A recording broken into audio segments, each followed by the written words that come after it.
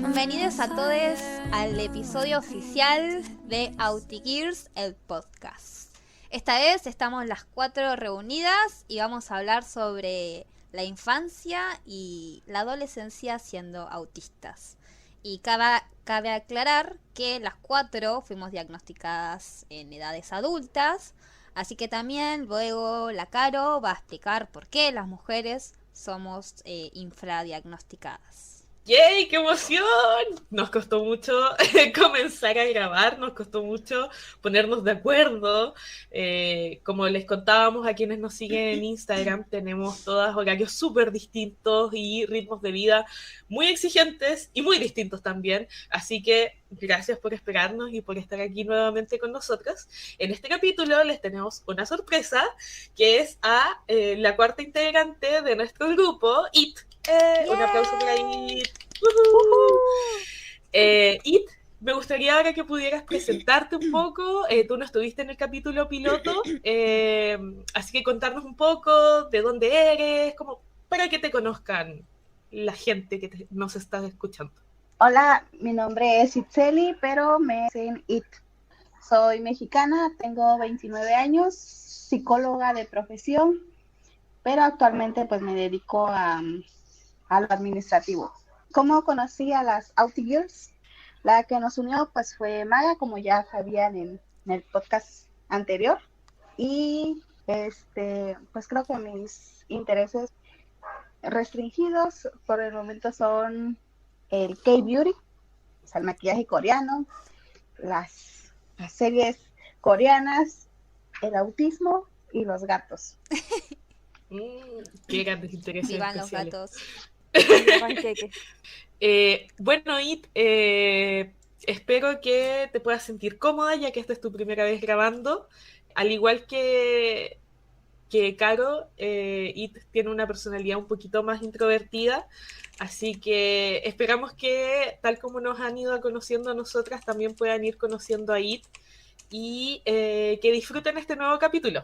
Hola, primero que nada, soy Carolina de Mujer Neurodivergente. Como dijo Maga en un principio, vamos a hablar sobre nuestra infancia y adolescencia siendo autistas, pero no autistas como tal, por así decirlo, sino autistas sin diagnóstico. Es muy difícil, es muy diferente cómo se experimentan estas partes del ciclo vital sin un diagnóstico como tal. Esto principalmente porque nunca aprendimos que los límites que poníamos eran límites que nosotras necesitábamos en esos momentos, sino que siempre finalmente se nos tildaba de exageradas, de que éramos muy pesadas, todo ese tipo de cosas solamente porque éramos mujeres que no teníamos un diagnóstico de espectro autista, principalmente por el sesgo de género. Y eso es algo que les quería conversar un poco, que es por qué las mujeres son tan infradiagnosticadas hoy en día, y es principalmente por esto que les mencionaba, el sesgo de género. El sesgo de género viene desde una sociedad muy patriarcal, porque finalmente quedamos inadvertidas frente a una sociedad que solamente está esperando rasgos que se le atribuyen a personas que son identificadas con el sexo masculino. Cabe destacar igualmente que cuando nosotros nos referimos a mujeres autistas, nos referimos también a cómo nos identificamos nosotras. Bueno, como les decía, el sesgo de género ocurre porque el autismo en un principio se pensaba que era solamente de hombres. De hecho, el símbolo de rompecabezas era azul también porque más que nada se pensaba que el azul se atribuía a niños y todo este tipo de cosas son lo que hacían que finalmente todo se atribuyera a que el autismo era dirigido a hombres. Esta visión siempre invisibilizó fuertemente a las mujeres del espectro autista. De hecho, su prevalencia anteriormente se pensaba que era cada 4 hombres era una mujer autista, pero incluso estudios actuales muestran que puede ser de uno en uno. Entonces, esto también va de mano de que los instrumentos de evaluación e incluso el ojo clínico está entrenado para identificar rasgos de espectro autista en poblaciones que son infantiles y que además son varones. Entonces, las expectativas de género que tenemos sobre las niñas es que sean pasivas, que sean tranquilas, que sean calladas. Entonces, esto se normaliza mucho. Entonces, por eso que pasamos mucho más desapercibidas. Entonces, lo que esperamos de un niño, como tenemos visto de cómo es el espectro autista, es las cosas que nos enseñan los medios de comunicación, que tenemos el claro ejemplo de Sheldon Cooper, de Sam, que son cómo se representa el autismo hoy en día. El tema de un hombre blanco, heterosexual, todo ese tipo de cosas es lo que está como mucho más normalizado del espectro autista, cuando la realidad es totalmente diferente. Eso más que nada les quería comentar sobre el sesgo de género, que es muy, muy importante porque fue algo que interfirió mucho en nuestro diagnóstico mucho más temprano. Claro, igual cabe destacar que en este capítulo vamos a hablar sobre estas etapas de la vida de la infancia y adolescencia, bajo la experiencia de que todas nosotras somos mujeres que fueron diagnosticadas de manera súper, súper tardía. O sea, ya mayores de edad todas, sobre los 20 todas. Así que el entender el por qué se da esta situación y entender también lo que nosotros vamos a contar dentro de nuestro contexto, de nuestras propias historias con esta información, es importante. Y también es importante darle visibilidad al tema del sesgo de género, que es algo que está muy presente hoy en día en la práctica clínica, sobre todo al momento de diagnosticar personas en el espectro autista. Bueno, voy a ser la primera que va a empezar a contar su historia de niñez. Bueno, voy a contar un poco cómo fue mi infancia. Aquí en Argentina, digamos, al periodo educativo antes de la escuela le decimos jardín. Creo que en Chile le dicen kinder. Sí. En México no sé cómo le dicen. Pero bueno, en mi caso yo casi no fui al jardín o al kinder. Y de hecho fui a 2. Y fracasé un poco yendo a ambos. En el primero, lo que pasaba era que mi papá me llevaba de la mano, todo muy tranquilo. Llegamos a la puerta del jardín y yo me ponía a llorar y a llorar y a llorar y a llorar y a llorar. Y a mi papá le daba tanta pena que nos dábamos media vuelta y nos volvíamos a casa. Y así era un día tras otro y nunca entraba al jardín porque hacía este berrinche o crisis. La verdad que no sé porque yo no estaba ahí, digamos, para verlo desde afuera. Pero cuestión que mi papá me veía tan mal que no me dejaba entrar. Las veces que sí lograba entrar, no recuerdo interactuar con nadie. Y de hecho recuerdo que había unas hamacas que me encantaban y nunca podía usarlas. Y siempre veía a las nenas usar las hamacas. Era como que me quedaba en el recreo mirándolas. Quería preguntarle a Maga qué son las hamacas. Las hamacas son... Ay, no sé cómo explicarlo. Tienen como 2 cuerdas. Columpios. Columpios. No sé si en México se dice así. Ya, es que, no sé, yo me lo imaginaba como, bueno, aquí también existen las hamacas, pero me preguntaba, ¿por qué Maga quiere llevar su hamaca al kinder? No. ¿Te imaginabas las hamacas de estas grandes donde uno se acuesta? ¿Esas? Sí, claro. Ya, sí, acá en Chile eso también son las hamacas, pero yo me imaginé que se refería, acá decimos columpio. Ok, columpio, para que quede claro, eran columpios. De hecho, yo tenía columpios en mi casa, bueno, yo le digo hamacas, y me encantaban, me pasaba todo el día ahí en las hamacas, podía estar horas, porque me regulaba realmente. Finalmente dejé de ir a ese jardín y fui a otro jardín. Pero esta vez me cambiaron la rutina porque antes iba a la tarde y ahora iba a la mañana, me costaba mucho despertarme. Entonces, digamos que tampoco casi iba. Y de hecho, recuerdo que me costaba mucho interactuar en la hora del desayuno. Ponían en la mesa una serie de galletitas y yo recuerdo que estaba súper tensa y callada y como en mi mesa y no me animaba a tirar la mano y agarrar una galletita. O sea, era como que estaba sentadita, no hablaba, súper quieta y no me animaba a agarrar la galletita que estaba enfrente mío.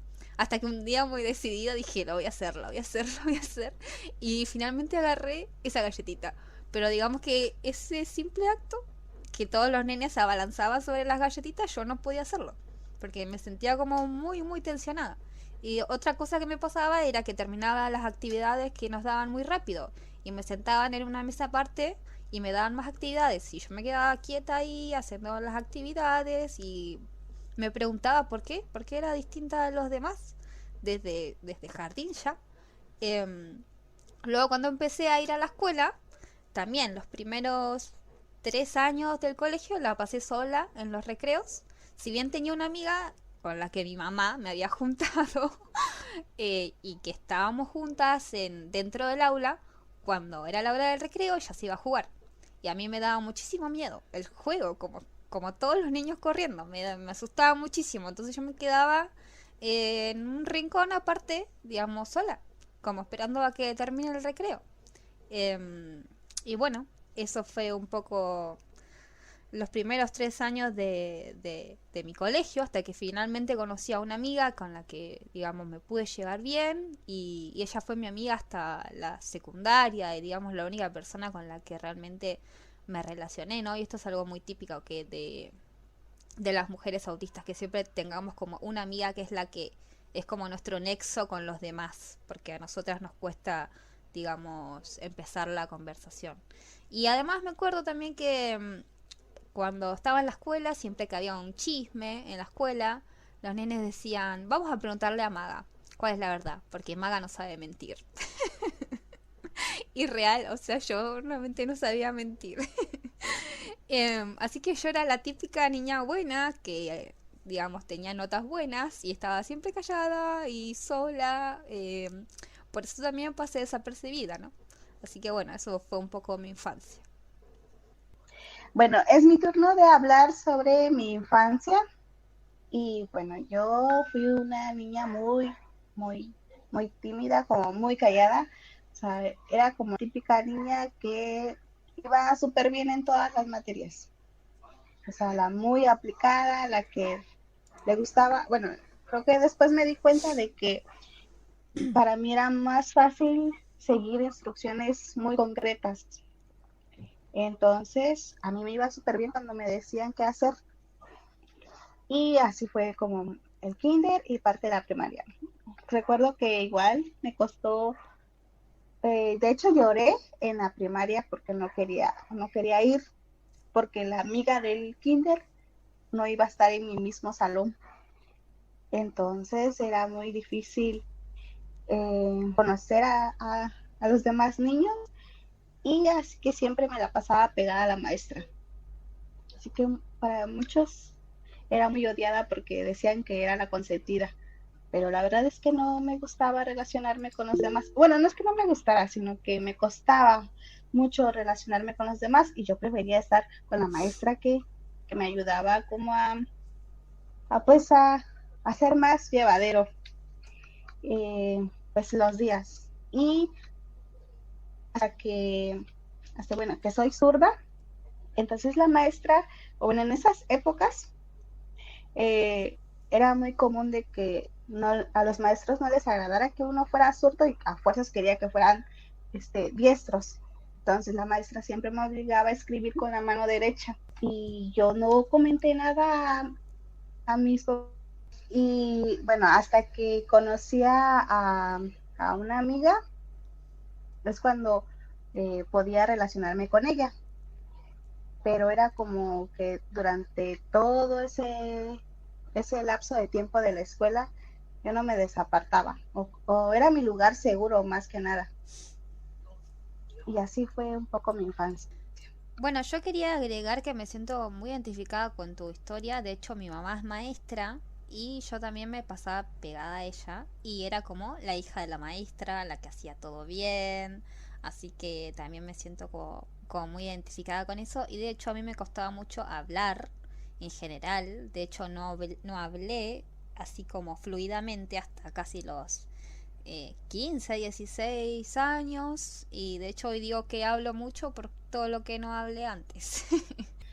Claro, igual yo creo que lo que cuenta un poco It, todos podemos familiarizarnos hasta cierto punto, sobre todo en el tema de la timidez, que es algo que yo siento en las historias de otras personas autistas que he escuchado, esta timidez tan marcada, sobre todo en la infancia, y que luego puede o puede no ser un poco revertida cuando se es adolescente o adulto.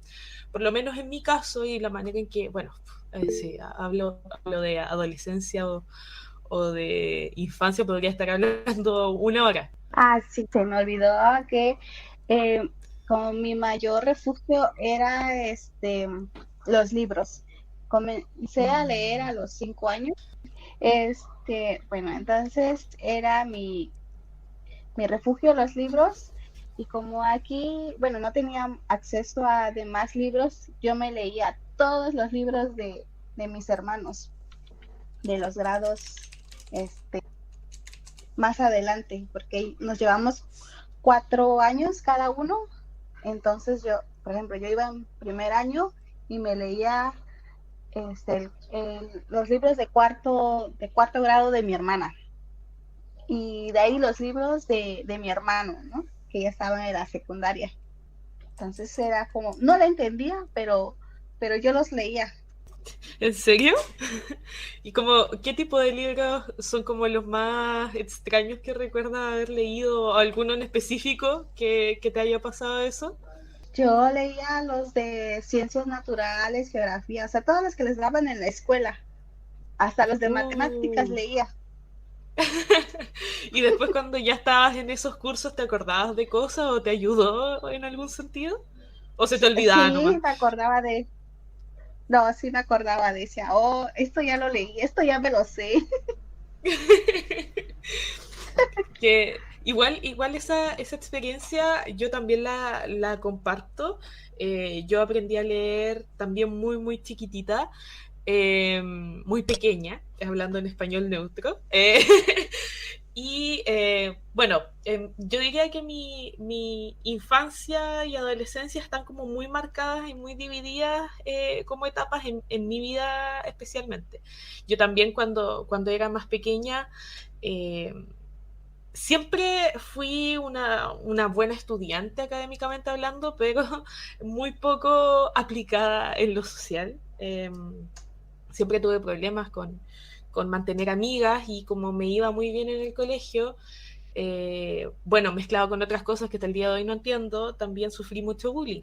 Eh, Recuerdo que estuve en varios colegios cuando era pequeña y fue difícil porque también yo me refugiaba mucho en los libros, pasaba casi todo el día sola porque no tenía amigas en el colegio. Y leía mucho, mucho, mucho también. Yo ahora pienso, hay algunos libros que leía cuando era chiquitita y que nada, yo digo, ¿por qué estaba leyendo ese libro? Ese libro no era para mí. Y bueno, resulta que mi infancia, para mí hay un momento que cambió mucho el paradigma de cómo yo vivía y que fue cuando yo estaba, bueno, acá en Chile tenemos un distinto nombre para los grados que en Argentina y México, pero acá era en sexto básico, que debe ser sexto de primaria, sexto grado, y recuerdo que yo había logrado hacer una amiga en el colegio, una amiga, y yo tenía una amiga y yo era muy feliz porque tenía una amiga. Y un día esa amiga fue a hablar conmigo y me dijo que ya no quería juntarse más conmigo porque yo le daba vergüenza. Y eso es algo que tengo muy, muy, muy marcado porque fue obviamente algo súper horrible.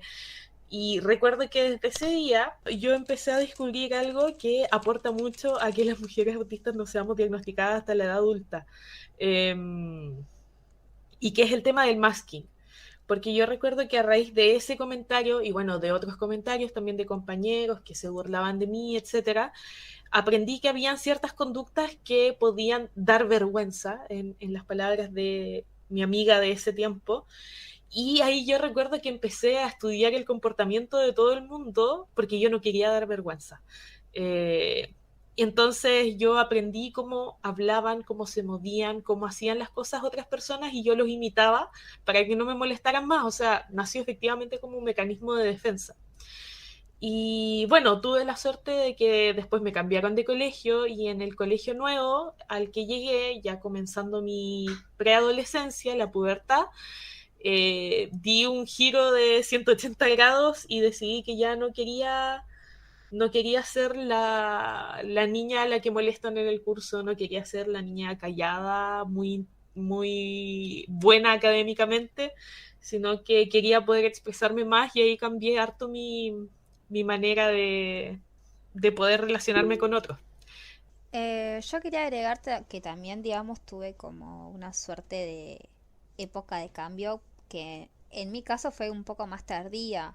Fue casi al final de la secundaria y empezando la universidad. Me acuerdo que cuando terminé la secundaria yo igual seguía con una sola amiga, otro amigo que veía de vez en cuando, o sea, tampoco tenía un grupo de amigos hasta la secundaria. Y cuando empecé la universidad, no sé, tendría 18 años. Ahí fue como que me decidí, y dije, listo, basta, o sea, necesito tener amigos, o sea, necesito cambiar y empezar a socializar más, ¿no? Y entonces fue como que justo en ese momento la verdad que venía de un periodo de depresión, de ansiedad, y venía, digamos, tratando de encontrar nuevas maneras de afrontar eso, ¿no?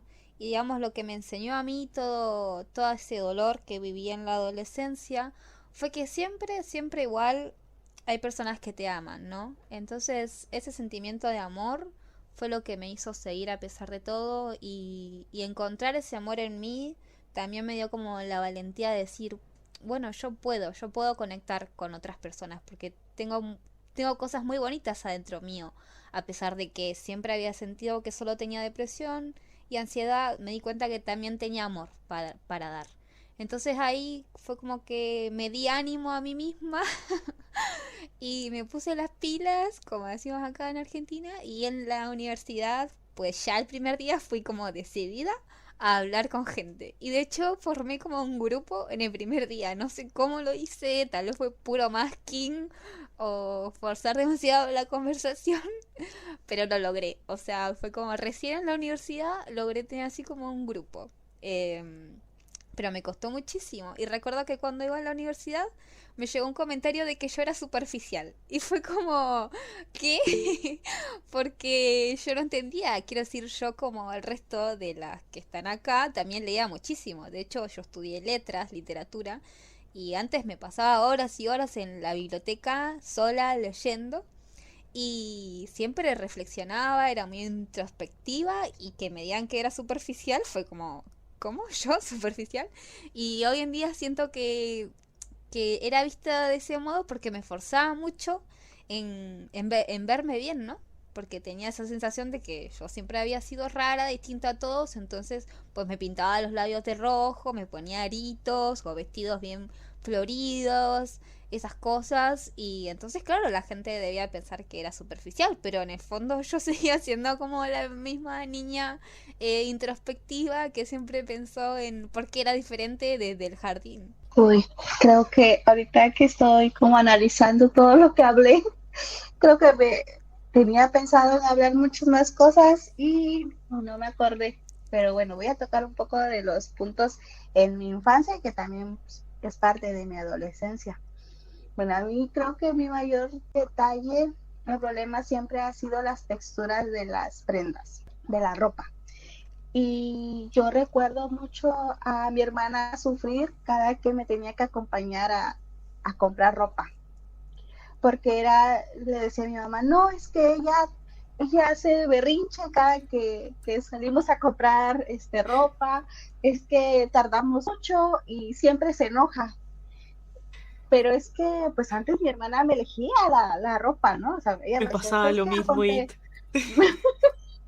Me decía, ponte falda o ponte esta blusita, ¿no? Y así como muy justa, o yo lo sentía demasiado justo. Entonces yo no tolero la ropa que me quede justa, siempre ando con ropa muy holgada. Y creo que desde chica he preferido como la ropa de segunda mano, como la ropa de paca, que le dicen, no sé si en sus países le digan así, o ropa americana, o del tianguis, ¿no? Y siempre me ha gustado demasiado, porque como es ropa que ya han utilizado, pues ya está más, no sé, más cómoda, ya no es nada ajustado, y bueno, aquí inserto publicidad para mi negocio. Tengo un bazar de segunda mano que se llama Bazar Alma Libre, por si gustan seguirme. Y claro, o sea, retomando lo que estaba diciendo, eh, yo recuerdo que sí, era muy feo salir de compras conmigo porque yo me enojaba mucho y a veces pues me decían, pues te lo vas a poner, ¿no? Y me lo terminaban comprando y yo lloraba y me jalaba la ropa hasta que la rompía porque no me gustaba que me quedara ajustado, ¿no? Y yo de verdad que era un martirio para mi hermana y para mí. Y bueno, otra cosa que recuerdo ah, fue de que no, como que no conocía el límite de cuándo terminar un juego. Hay una historia muy chistosa aquí en la familia que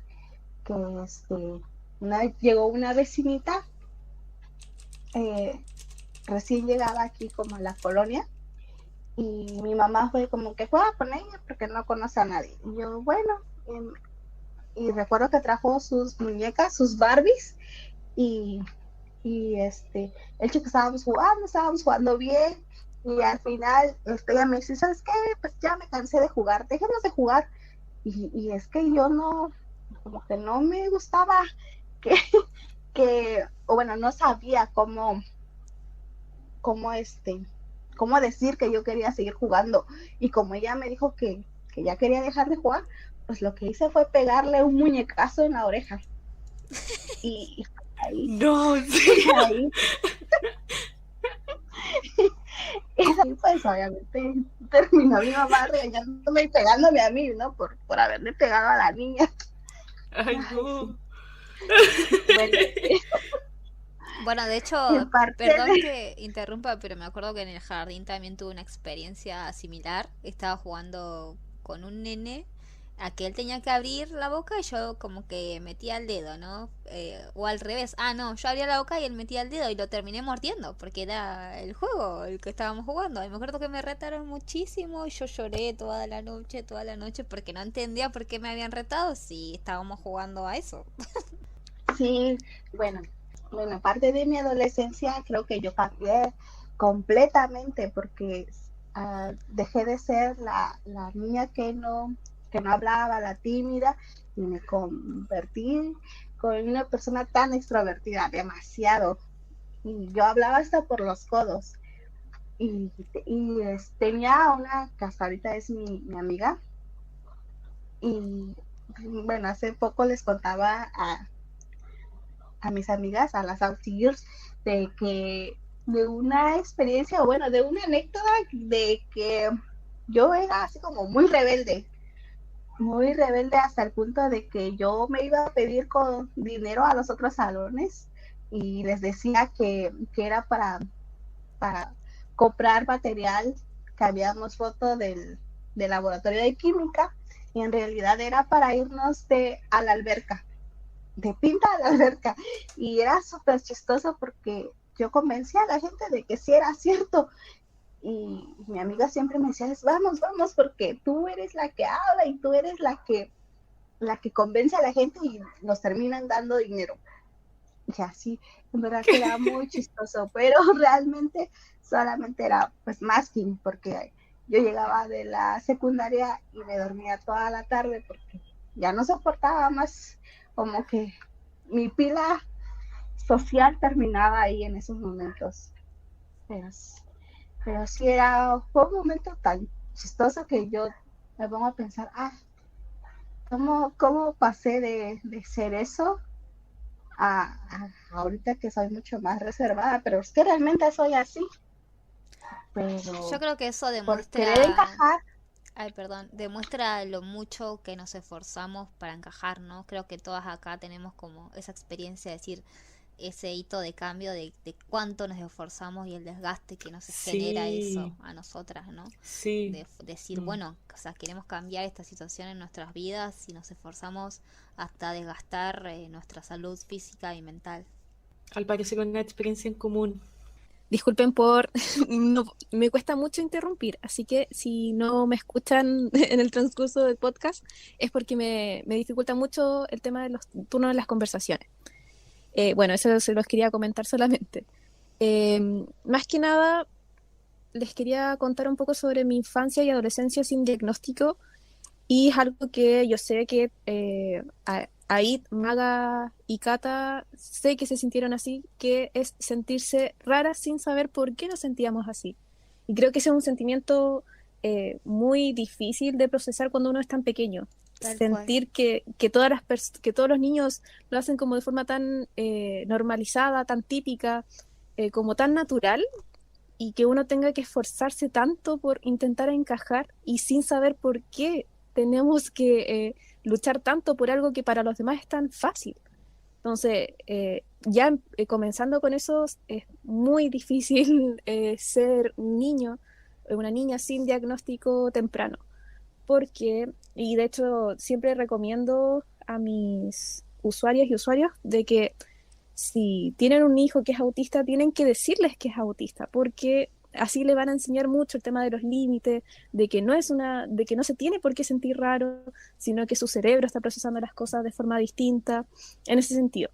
Entonces, quería destacar mucho eso de sentirse raro sin saber por qué. Y comentándoles un poquito de mi infancia, yo siempre fui como una niña muy sobreadaptada. Esto quiere decir que era como, aprendí a leer como a los 3 años aproximadamente, me encantaba leer, tenía muchos intereses en los libros, y a los 7 años de hecho me diagnosticaron un trastorno de ansiedad, y que era extraño igualmente en una niña tener un trastorno de ansiedad, pero se dejó pasar. Y yo cuando estuve en la búsqueda de mi diagnóstico, encontré mi ficha clínica de cuando tenía 7 años y salía de que yo jugaba, de que mi juego principal a los 7 años era jugar a las cartas para aprender matemáticas. Entonces ahora que lo veo en perspectiva es como... Sí, y de hecho ahora que lo veo es como... qué extraño. Y hay muchas cosas en esa ficha que yo pienso y digo como, ¿por qué no se dieron cuenta? De hecho, en muchas fichas salía de que yo era una niña demasiado tímida, que era muy sobreadaptada, que era una niña demasiado nerviosa, que le costaba socializar. Entonces ese tipo de cosas nos hace también tener un poco de resentimiento hacia la sociedad, por así decirlo, de cómo no nos pudieron ayudar antes. Igualmente, quizás puede sonar un poco triste, pero es importante de que lo hablemos, de que sentirse raras es muy, muy difícil y ojalá no hubiesen diagnosticado antes. Pero bueno, eso lo vamos a dejar un poquito más para el final para que no sea tan triste. Y les voy a comentar algunas anécdotas graciosas que les tenía preparadas para hoy día. Algo que me marcó mucho y que me da mucha risa ahora que lo cuento, pero me da risa y vergüenza, era que yo cuando tenía 11 años me obsesioné mucho, pero mucho con un libro que se llamaba Hash Hash, que era de Becca Fitzpatrick. Yo estaba tan obsesionada con ese libro que lo único que quería era parecerme a la protagonista, que era Nora Grey. Pero mi nivel de obsesión era al nivel de que yo me teñí el pelo como ella, yo me empecé a vestir como la protagonista y empecé a escuchar la música que escuchaba ella. Entonces, de verdad, ese nivel de yo, todas las cosas que hacía ella, yo las intentaba imitar. Típico en los libros de adolescentes, el tema de morderse el labio. Y yo empecé a hacer eso, y eso no es como típico. Perdón, necesito reírme, perdón. Ay, pero no te juzgo.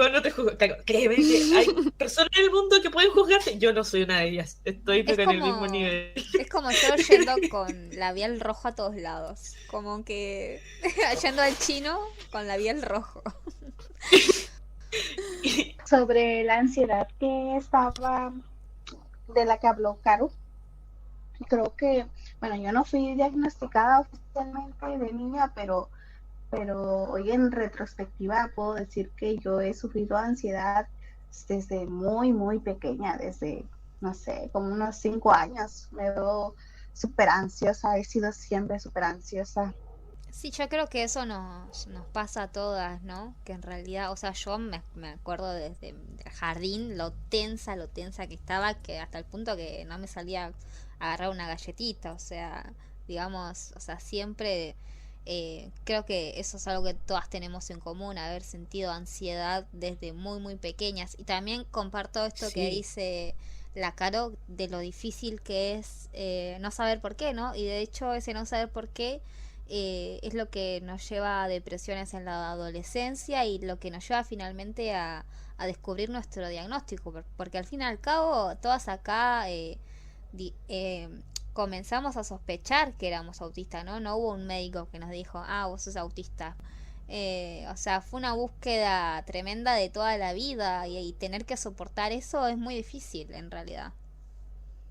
Igual, disculpa, Caro, antes de que termines tu historia, porque me encantan las anécdotas que has curado para nosotras. Eh, También, bueno, yo hace poco en Voz Autista, en mi página en Instagram, hice un post sobre la ansiedad y el tema es que alrededor del 70% de la población autista sufre de ansiedad.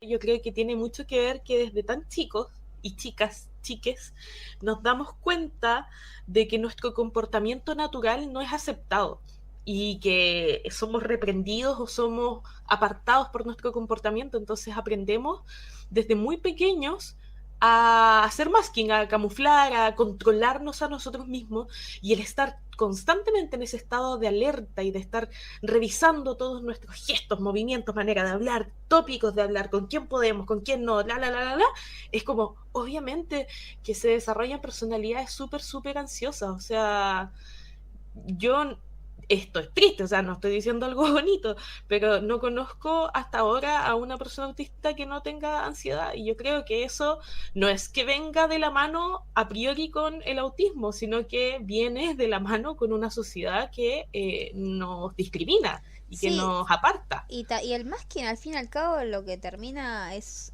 reprimiendo, ¿no? Es toda una vida de represión hacia nosotros mismos.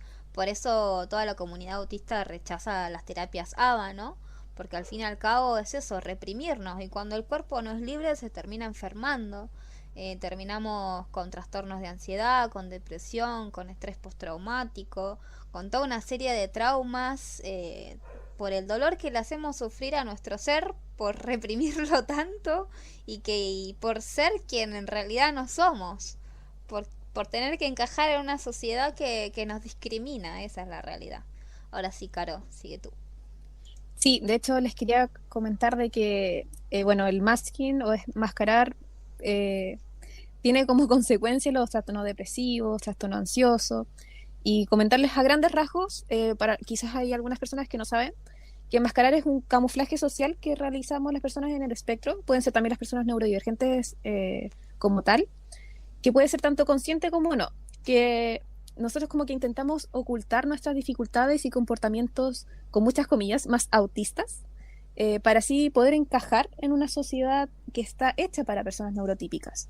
Por ejemplo, y les voy a dar ejemplos míos, personas que hacen libretos previos ante una conversación, y yo me acuerdo de una vez cuando tuve mi primera pareja, que fue horrible en todo caso, para que se sepa. Esta primera pareja, yo siempre me ponía muy nerviosa porque sentía que no tenía temas de conversación. Entonces yo de forma muy naturalizada lo que hacía era anotar todos los temas de conversación que se me ocurrían en el celular y sacaba automáticamente el celular cuando sea, en verdad, y leía lo que tenía que decirle. Y ese era un ensayo que yo tenía siempre para poder saber qué hablar con él, porque no se me daba de forma natural, incluso con alguien que yo le tenía confianza en ese entonces. Pero aún así no se me daba de forma tan natural tener temas de conversación, necesitaba prepararme previamente. Eh, bueno, y también el masking se puede ver evidentemente con los que le estabas contando de intentar ser Nora Grey en Hash Hash. De verdad que era impresionante. Yo de verdad empecé a escuchar música barroca solamente porque estaba obsesionada. Me hubiese gustado verte realmente. Ay, no, es que era, de verdad, imagínense, me tenía el pelo. Es impresionante. Bueno, en ese entonces estuve mucho tiempo obsesionada con Hash Hash, al nivel de que, o sea, a los 15 años, que ya era un poco más grande, yo veía una pluma de una paloma en el recreo y yo gritaba, corriendo así diciendo Patch, que era el Perdón, Caro, te queremos mucho, perdón. No, qué vergüenza, qué vergüenza. De verdad, no, es que ahora lo veo y digo como, ¿cómo se dieron cuenta, por favor? Sí, están esos momentos de ¿por qué? ¿Cómo nadie sí. vio esto? Y también algo que les quería comentar es que algo que es muy, muy común en autistas diagnosticados tardíamente es que las amistades que logramos tener en nuestra infancia y adolescencia también de forma mística también son neurodivergentes. Entonces, después nos estamos dando cuenta de que la mayoría de las personas con las que nos rodeamos son neurodivergentes y es una atracción de forma innata hacia estos neurotipos que son más parecidos a nosotras en este caso. Y Sí, también lo comento, confirmo, por 1.200.000. sí, totalmente. Y lo comento también porque mi mejor amiga en la época escolar es evidentemente TDAH, no tengo dudas. De hecho, un acontecimiento que recordamos mucho es que una vez estábamos dando vueltas por el colegio y pasó una mosca y nos quedamos pegadas mirando la mosca así para dónde iba, las dos al mismo tiempo. Y mirábamos y nos perdimos. Y después nos miramos y nos reímos. Bueno, obviamente eso es como una de las cosas de las muchas, las que tienen muchos rasgos que son muy pertenecientes a TDAH. Yo también fui diagnosticada también con TDAH. Y algo también que hacía mucho con ella y que agradezco mucho haberla tenido durante ese tiempo porque fue mi mejor amiga y era la persona que me adoptó y siempre me defendió frente al bullying que en algún momento recibí por ser depresiva. Con ella lo que siempre hacíamos era dar vueltas en el colegio. No había día en que no diéramos ni siquiera me encantaba dar vueltas y no sé por qué. Y siempre que no dábamos yo estaba como un poco nerviosa. Era como, necesito dar vueltas, al menos con cualquier persona, necesito hacerlo. Y es ahí también cuando pienso como, me gustaba dar vueltas por el colegio tan así que me estresaba si no lo hacía. Otra característica que le sumamos al espectro autista. Entonces, esta amistad me ayudó mucho también a poder socializar como persona autista en mi adolescencia. Como les digo, ella me adoptó porque era mucho más extrovertida y con ella ni siquiera necesitaba enmascarar. Era una forma muy natural que se me daba con ella. No teníamos mucho tema, hablábamos siempre y la pasábamos muy bien. Así que en ese sentido tengo un buen recuerdo de mi adolescencia, más que nada porque ella fue muy buena amiga y, bueno, es buena amiga y más que nada eso les quería contar de mis anécdotas un poco más graciosas. Bueno, yo comparto un poco esto que decís de tener una amiga ahí, ¿no? Que siempre te apoya. En mi caso fue igual, también tuve una amiga que fue mi mejor amiga desde primaria hasta la adolescencia. Después cuando empecé en la universidad, yo creo que las dos tomamos caminos diferentes y finalmente nos terminamos separando, ¿no? Nunca llegué a comprender bien por qué. Creo que finalmente porque ella no era neurodivergente, mi mejor amiga, sí era neurotípica. De hecho, por eso me ayudaba muchísimo a socializar, porque ella era mucho más suelta que yo. Pero quiero decir que también le agradezco mucho a ella, porque siento que si no hubiese estado ella en mi vida, en la infancia y en la adolescencia, hubiese sido muy horrible, porque ella me salvó, digamos, de muchos momentos de depresión. Y creo que esas personas que están ahí a lo largo de nuestra vida, aunque fuesen muy pocas, son muy valorables, porque en la vida de un autista hay pocas personas realmente que están ahí cuando uno tiene malos momentos.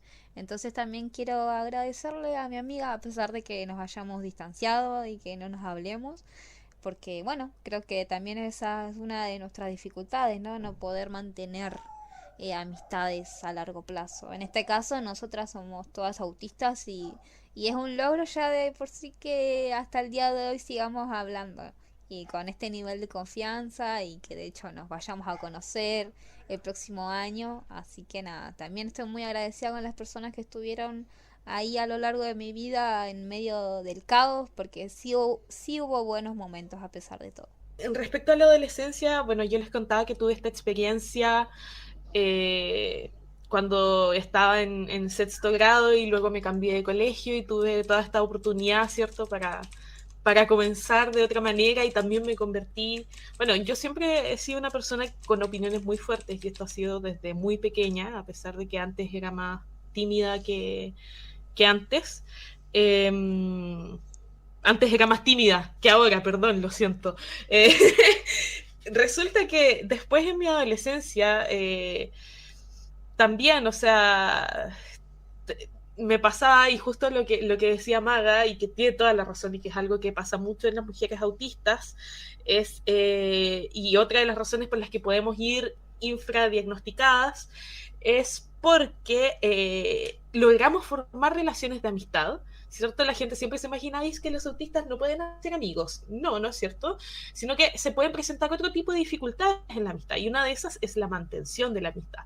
Y yo siento que dentro de todas las cosas de mi adolescencia, una de las más difíciles tuvo mucho que ver con mi incapacidad para mantener relaciones largas con las amigas que yo lograba hacer en el colegio.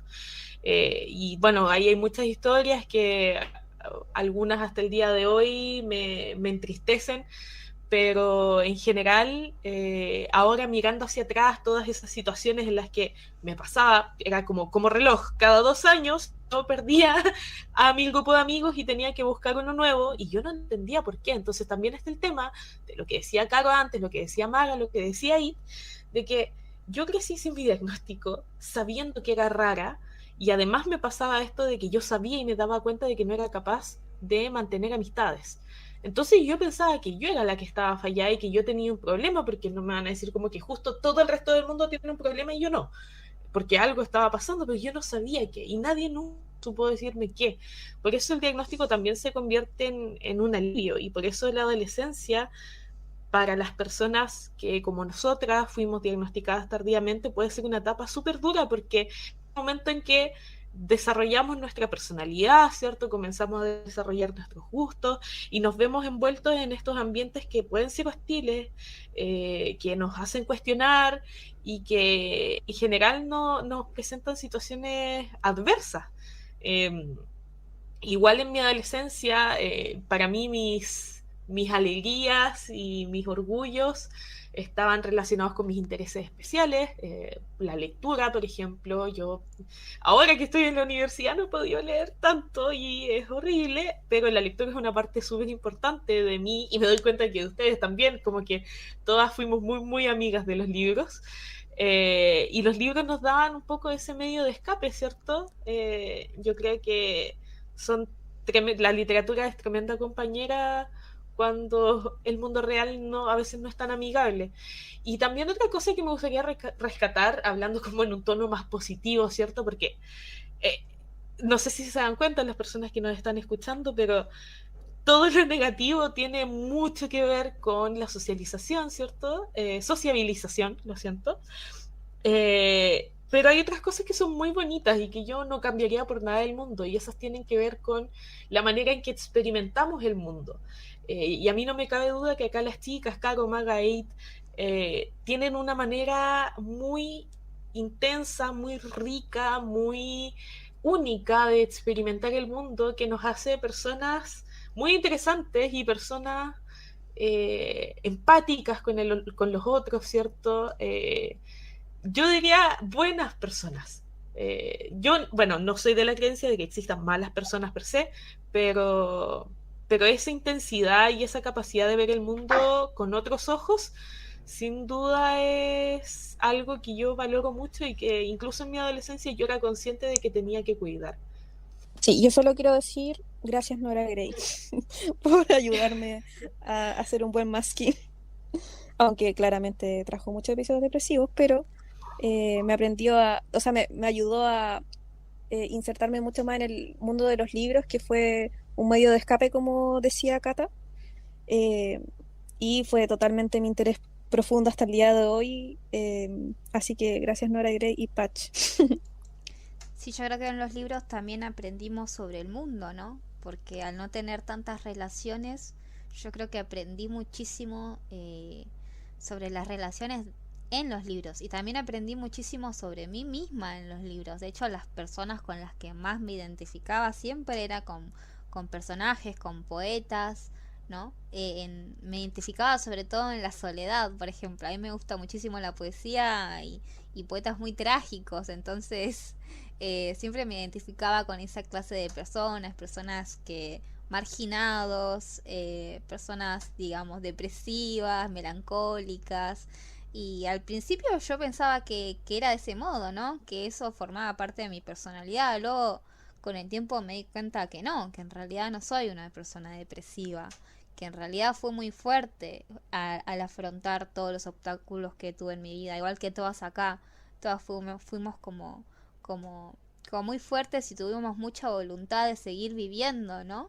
Eh, Porque yo antes me pensaba débil, me pensaba depresiva y después me miro hoy en día y pienso, a pesar de todo igual, estoy acá y hoy en día tengo amigas, amigas que amo, amigas que me aceptan tal y como soy y me agradezco como un montón haber podido, digamos, sobrevivir todos esos años de dolor. Te amo mucho, Maga. Yo igual también las amo a todos ustedes, de verdad.